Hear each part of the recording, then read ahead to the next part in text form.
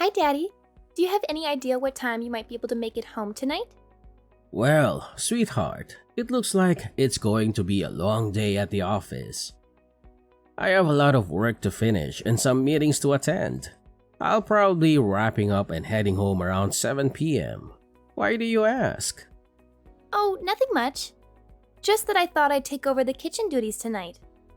I'm planning on cooking up some chicken breasts and baked potatoes for dinner. Really? That sounds fantastic. Chicken breasts and baked potatoes are my absolute favorite. You know how much I love them. Yes, I know. We had a cooking lesson in our home economics class at school today. The teacher taught us how to make them. And guess what? She said mine were the best in the class. She said they were juicy, tender, and flavorful. So I thought, why not make them for dinner tonight? That's wonderful, Jenny. I'm really looking forward to tasting your cooking. If it's as good as you say, maybe you can take over the kitchen more often. You know I'm not very good at cooking, and Mom is always busy with work. Well, just a heads up. If you don't finish everything on your plate, I might get a little upset. I've put a lot of effort into this. I've even prepared a salad and a dessert to go with the main course. Oh, don't worry about that at all. I'm sure it's going to be delicious. And I'm very hungry right now, so I'll probably eat everything you make. By the way, isn't Mom going to be home for dinner tonight? No, she mentioned this morning that she has to work late again and won't be able to join us for dinner. She said she has an important project to finish and a deadline to meet. Oh, I see. I wasn't aware of that. Well then, I'll try my best to wrap up here as soon as possible and head home. See you in a bit. Okay, can't wait for you to try my cooking.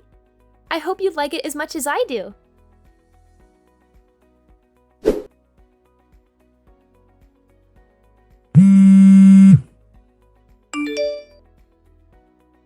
Kayleen, are you there? Huh? What is it that you need? I'm currently swamped with work. I have a lot of deadlines to meet and a lot of reports to write. Kayleen, are you planning on working late again tonight? Yes, I am. Is there a problem with that? Kayleen, remember our conversation last night? You promised me that you'd try to come home early today. We agreed that we should try to minimize the time Jenny spends alone at home. Did I say something like that? I don't recall making such a promise. Besides, there's not much I can do about it. It's work. Working moms are always busy. That's not a valid excuse, Kaylin. We're both busy. We had a discussion about this just the other day. We agreed that we need to be more present in Jenny's life. She needs our attention and support, especially at this age. What? Are you trying to paint me as the villain here? That's not my intention, Kaylin. We made a mutual decision to try harder for Jenny's sake. You've been working a lot of overtime these past few months. And you've been delegating household chores to Jenny too, haven't you? She's still in junior high. She should be focusing on her studies or spending time with her friends, not doing laundry and cooking dinner for us. What's the big deal? If you're so concerned about Jenny being alone and doing housework, why don't you quit your job and stay at home? And have us all live off of your income? You're a temporary worker, Kayleen. Your income isn't stable enough to support us all. You don't have any benefits or security in your job. Oh, so now you're looking down on me because I'm a temp worker? You're such a hypocrite. You were the one who encouraged me to get a job in the first place, and now that I have one, you're still not satisfied? You're impossible! I'm not looking down on anyone, Kayleen. You suggested that I quit my job, and I'm just explaining why that's not feasible. And let's not forget that you don't contribute any of your earnings towards our family expenses or bills. If I were to stop working, we wouldn't be able to maintain our current lifestyle. We'd have to cut back on a lot of things. Well, raising a child is hard work, and being a temp worker was the only option I had. Maybe if you quit your job and stay home, I could find a stable full-time job and support us. Well, anything is possible. There's something I've been meaning to tell you. A woman doesn't want to be financially dependent on her man. She wants to be able to support herself financially. That means I don't want to be stuck at home having you dictate what I can and can't buy because of our budget constraints. I want to earn my own money and spend it on whatever I want, whether you approve or not. You need to understand that. I'm not quitting my job just so I can stay home with Jenny. Okay, Kayleen, I understand where you're coming from. My main concern was for our daughter's well-being. If you want to continue working late and aren't able to be home when Jenny is there, then we'll have to figure out another solution. Maybe we can hire a babysitter or ask one of our relatives to look after her. Oh, there's something else I need to tell you. You know the debate competition Jenny has been preparing for this week after school? Well, there was a scheduling conflict with the basketball tournament, and they had to move her debate competition to next week. Next week? That might be difficult for me. I'll have to rearrange some things. I already requested the afternoon off for this week, but I don't know if I can do it again for next week. Let's not mention this change in schedule to Jenny until we're sure whether or not we can make it. It would break her heart if we weren't there for her debate competition. Let me see if I can rearrange my schedule at work. I should know by Friday whether or not it'll be possible for me. Don't worry. Even if you can't make it, one of us will be there for her. She'll have someone there cheering her on. Okay then. If her debate isn't this week, then I guess I'll tell my boss that I won't need the afternoon off after all. Hopefully, someone will be able to cover for me next week. Okay. We won't mention anything about this change in schedule to Jenny until we're sure.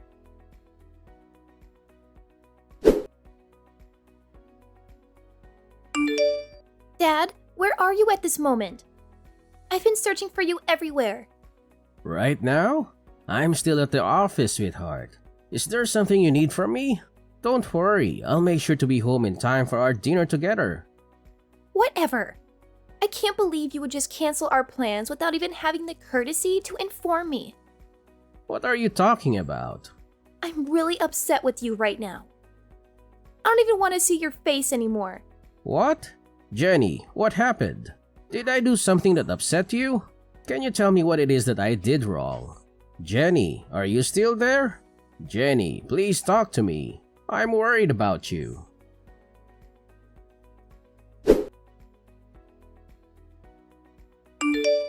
Is Jenny at home right now? I was hoping to have a chat with her. No, she's not. Why do you ask? Well, earlier today, Jenny sent me a message saying that she hates me. It's left me quite perplexed. Did I do something to upset her? Maybe. I'm not entirely sure, but you know how teenagers are. They're at a rebellious age where the smallest things can set them off. I don't think you should worry too much about it. It might be best to give her some space for a few days and let her cool off. I'm not so sure. I feel like it might be better if I talk to her and try to understand what's bothering her. Trust me, that might just end up making things worse. She's not going to appreciate her father prying into her personal matters. I understand how girls her age feel. Let's just give her some space for a few days and let me handle this, okay? Maybe you're right. Alright then, I'll leave it up to you. Good. I'll take care of everything. For now, just keep your distance from her. And don't worry about her debate competition either. I'll be there for her so you don't have to. In fact, given the circumstances, it might be better if you didn't attend. If you think that's best. It's not uncommon for children to say things they don't mean in the heat of the moment. Don't take it too personally. I suppose. It's just that she's never said anything like that to me before. Well, maybe she's been holding it in for a long time. Maybe she's been feeling neglected and unloved by you. Or she's been resenting you for always being busy with work and never spending time with her. That's not true. I love Jenny more than anything in the world. I work hard to provide for her and give her a good life. I always try to make time for her whenever I can. Well, maybe that's not enough for her. She needs more than just material things from you. She needs your attention, affection, guidance, and support. But I do give her those things. I always listen to her when she talks to me. Really? What? What are you talking about?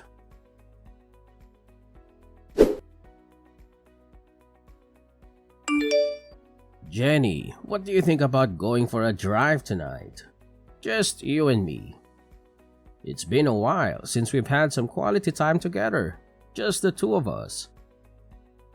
We could use this opportunity to catch up and talk about anything that's on your mind. No, I don't feel like it.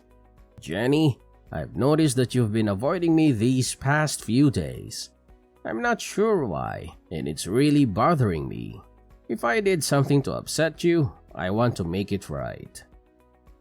Can you at least tell me what's wrong? I'm here to listen. It's about my debate. You never came to see it.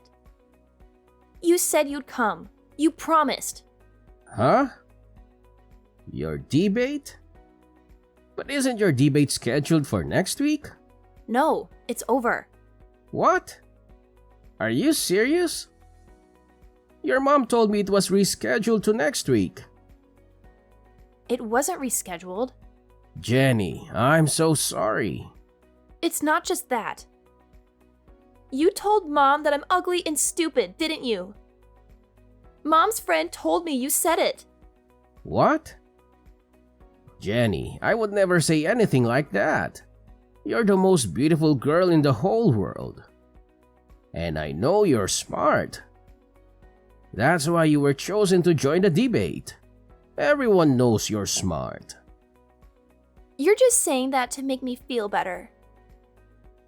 And I know you stole some of my favorite clothes from my closet. What? Why would I do that? Why would you think I would do any of those things? Jenny, you know how much you mean to me. But... so, it wasn't you? Sweetie, I would never do anything like that. And you didn't say I was ugly and stupid? I never said that. I swear. Anyway, Jenny, I'm so sorry. I missed your debate. I feel terrible. It's not next week? It's really over? Yeah. I'm sorry. I don't know how this mix-up could have happened. I should have been there for you. I really wanted to go and watch you. I swear. Yeah, I know. I'm sorry too. So, sweetie, who was it that said I was saying bad things about you? Which one of Mommy's friends? The guy that Mom brought to my debate with her. Huh? I didn't know who it was, so I felt really strange when I saw him with her. And after the debate, the three of us went out for dinner. And her friend was acting like he had known me for a long time. He was way too friendly. It was kind of creeping me out. Was it someone you know? No, that was the first time I had ever seen him. I see. How about we talk more about all of this tonight? And let's not tell Mom about our conversation, okay? Okay, let's go out for dinner. We haven't done that together in a long time. That sounds like a great idea. I'll be leaving the office in a few minutes. See you soon. Okay. That night, Jenny told me a bunch of things my wife had been doing. Most of what she told me were things that I didn't think should be coming from the mouth of a junior high student. Jenny and I agreed that we'd continue on with our daily lives for a little while as if nothing had happened. Just long enough for me to figure out what we should do next. During that time, my wife messaged me about a parent-teacher interview she had to go to on a Sunday. I guess she thought that Jenny was still upset with me and not speaking to me. She told me that she'd go to the meeting with Jenny and suggested that I go and visit my parents that day to take my mind off of Jenny and the parent-teacher interview. That's just the opportunity I was waiting for to put my plan into action.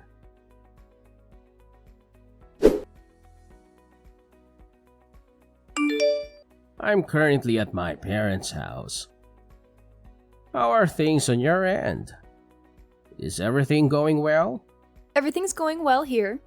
The parent-teacher meeting isn't scheduled until later this afternoon. We're just taking it easy at home and watching some TV. It's a nice change of pace. Wait, did you say you're at home? I thought you might be out somewhere. Yes, why wouldn't I be? I'm just enjoying a quiet day at home. Oh, I see. So you're living in a hotel now? That's news to me. I must have misunderstood something. What are you talking about? Why would I be living in a hotel? Well, to be honest, I'm not actually at my parents' house right now. I'm downtown. And guess what? I saw someone who looks exactly like you. She even went into a hotel with a man I've never seen before. She seemed really happy and excited. Maybe she had a double espresso this morning to kickstart her day. That's interesting. But I'm sure you're mistaken. It must have been someone else who looks like me. Are you sure? Because she's wearing the same suit you said you were going to wear to Jenny's parent-teacher interview today. The exact same dark blue blazer. The guy looked pretty dressed up too. I wonder if she's planning on going to the parent-teacher interview right after leaving the hotel. If it was you doing that, I'd be really upset. I've already told you that's not me. You're obviously mistaken. It must have been someone else. But I'm really curious to find out. If it's not you, then maybe you have a long-lost twin. If that's the case, I don't want to miss this opportunity to reunite you two, so I think I'll just wait outside the hotel until she comes out. Okay. You want me to come out and say it, don't you? Yes, I'm cheating on you. Who cares? Sorry. You admitted to that a lot faster than I thought you would. Well, I couldn't stand your indirect accusations anymore. You're always so annoying. That's probably why Jenny hates you so much, too. By the way, I'm leaving you and moving in with my new boyfriend. What? What are you talking about? Exactly what I said. At first, I was going to make you take Jenny, but my boyfriend said he'd feel sorry for her if she wasn't with her mom. So he figured it'd be better if Jenny came to live with us. Is that really what Jenny wants? Of course. She doesn't want to live with you at all. Well, Jenny is the one who told me that you'd likely be with that guy today. What? Do you really think I'm that naive? A parent-teacher meeting on a Sunday afternoon? That's quite unusual, don't you think?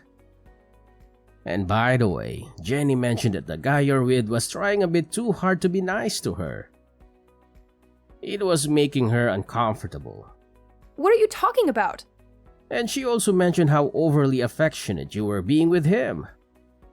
You were trying too hard to get Jenny to like him. She could tell that neither of you were acting like yourselves, especially you. Ugh, that ungrateful child. Kids aren't as naive as you think. They can see right through someone when they're being insincere. Whatever. You and Jenny can do whatever you want. I'm leaving both of you. If you want, you can sue me for compensation money. I don't care. My boyfriend will pay it for me. He's wealthy, so it won't affect him at all. You know, I don't think that guy is really interested in you. What are you talking about? Jenny told me that some of her clothes have gone missing from her room. Have you been inviting that guy over to our house? Yes, he's been over. But her clothes are missing? Jenny's clothes?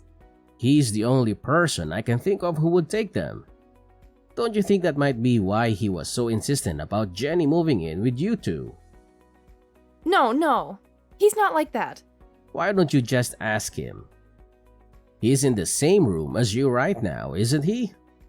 Hello? Are you still there? He left. What happened? When I told him that after we divorce, I was going to have Jenny live with you instead of me.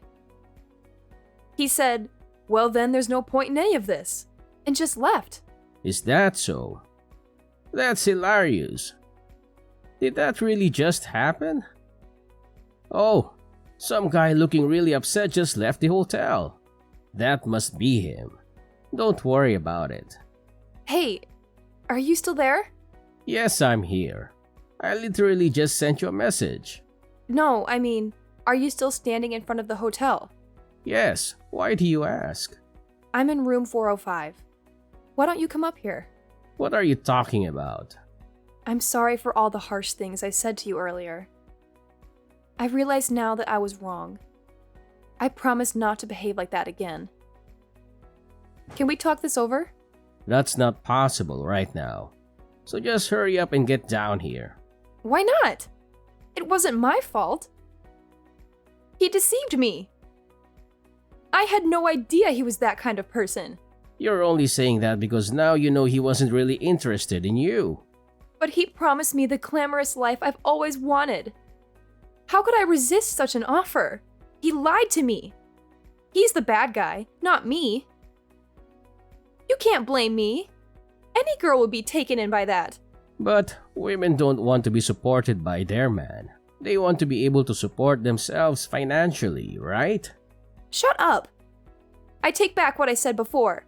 I'm not talking about what you said before. That's what the person beside me is saying right now. Your boss at your current temp position. What?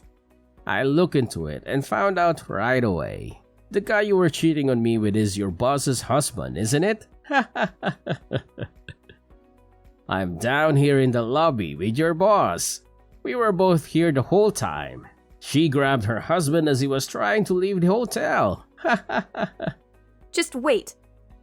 Is she really downstairs? Mrs. Peterson? Yeah, that's why I told you to hurry up and get down here. We're all waiting for you. What? No way. I'm not going down there. You have to do something. There is no getting out of this now. Mrs. Peterson is suing both you and her husband for your affair. Oh, and you can bet that I'll be doing the same. You don't even want to imagine how much this is going to cost you with both of us suing you. But you'll have no problem paying for it, right? Because you've been working all that overtime for the past couple months, right?